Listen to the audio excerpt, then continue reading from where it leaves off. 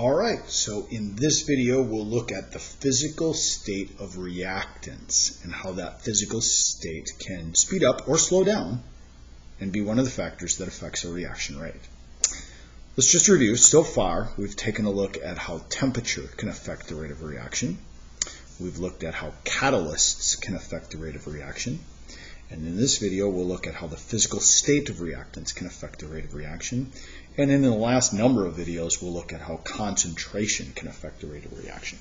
Those are the four items that can make a big difference in how fast a reaction takes place. So this is your textbook, page 576. If you're in the 13th edition, if you're not, that's okay. You'll have something similar in a different textbook. And it talks about number one factor deciding how fast a reaction is going to take place is the physical state of the reactants. So reactants must come together to react. The more readily the reactant molecules collide with one another, the more rapidly they'll react.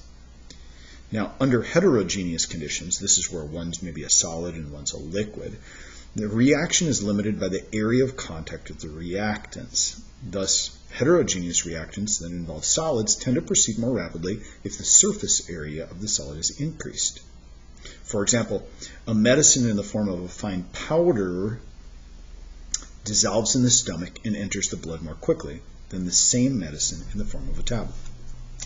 So, homogeneous versus heterogeneous, more surface area means a faster possible reaction. Let's just look at a couple of diagrams here. I'm going to click out of this, be back to it in just a second, and let's take a look at this acid particles here in red, magnesium particle right here, and it's like a chunk, it's like a solid. But if you take and you split that magnesium up, now there's more surface area for those acid molecules to get at. Here's maybe a little bit better view. So here's the chunk of magnesium, these green guys right here, and then the acid, the hydrogen ions right here, can only get at the outside, but not at the center of the lump.